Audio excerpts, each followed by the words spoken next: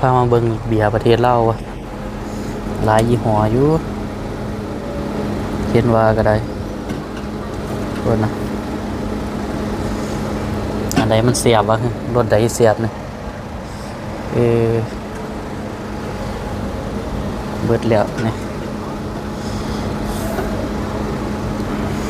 บัดที่นี่เอาตัวนี้ปึ๊บเอาไปลองยางละป๋องนะตัวนี้แล้วก็อันนี้เนียนบอลเนี่ยมันเบียร์บอวะของจีดนั่น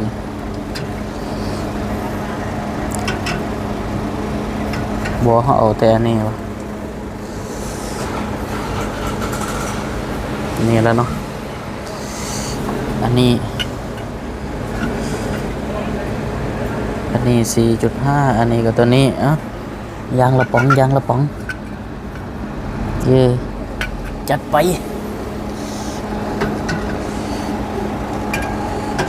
อันนี้ของจีนอันนี้เบิ่งแอลกอฮอล์ก็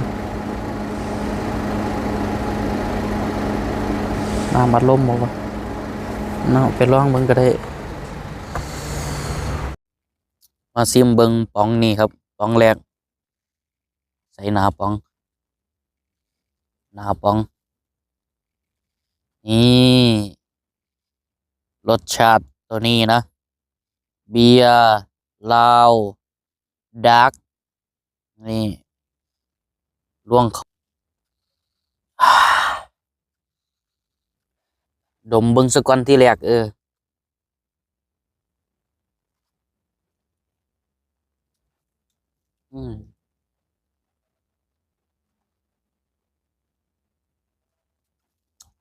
รสชาติคือหยังวะ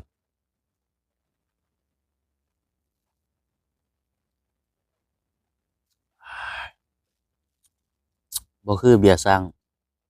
แล้วก็บ่คือเบียร์สิงห์วะ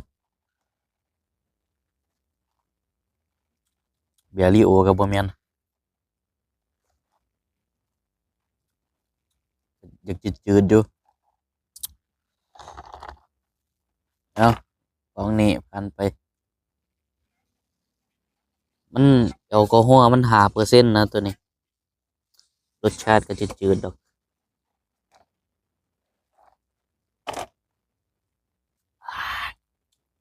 แต่ก็พอได้อยู่สำหรับสายแบบชิวๆเอามาเบิ่งรถนี่รถ IPE ไอป้าว่าซะ มันสิเป็นรสชาติจังไดวะ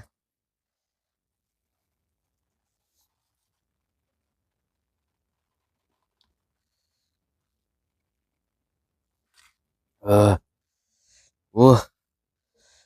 คือสีเหลืองขึ้นนี่เด้อวะใส่แบบบ่มีน้ำแข็งมึงก็เด้อ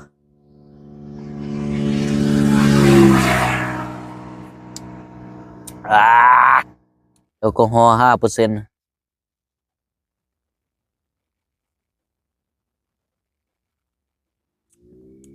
อยากเป็นจังได้รสชาติแหมมาเบิ่งรถซัมเมอร์บี้บ่แอปเปิลรถแอปเปิลที่คลาสสิกอ่านบ่ถือขออภัยแต่กินก็โอเคอยู่กิน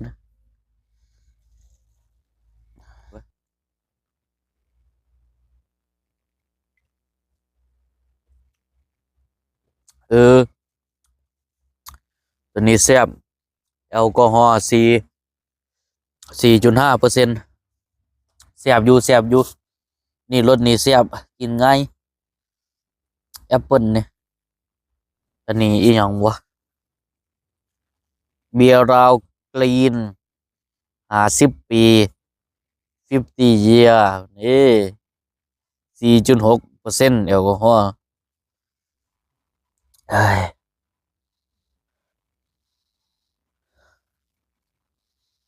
เงี้ยดังตายคักดังไม่ได้กินวะ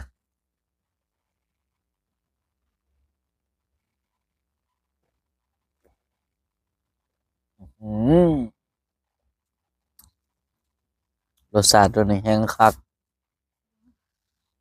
บ่แม่นคักอันนั้นแซ่บเด้บ่ไหวบ่ไหว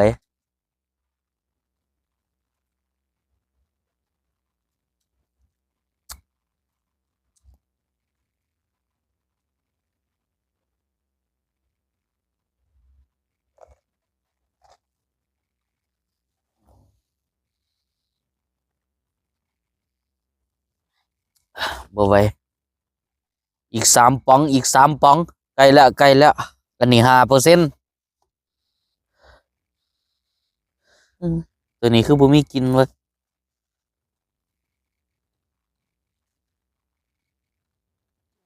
เอ้ยเหียเลย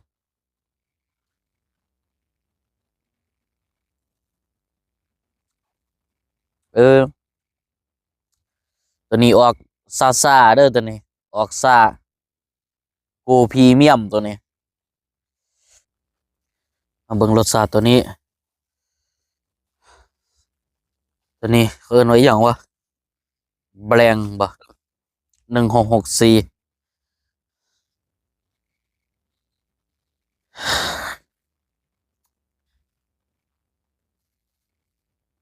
อืม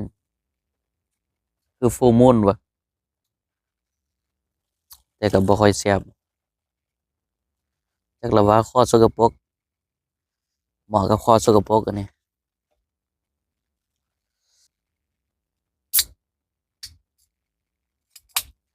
ขวดสุดท้ายแล้วของมื้อนี้ที่ซื้อมาเบียร์เหล้านี่ไว้สมูท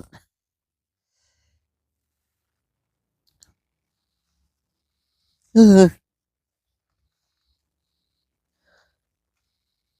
ตัวนี้แฮงบ่มีกลิ่นหามนี่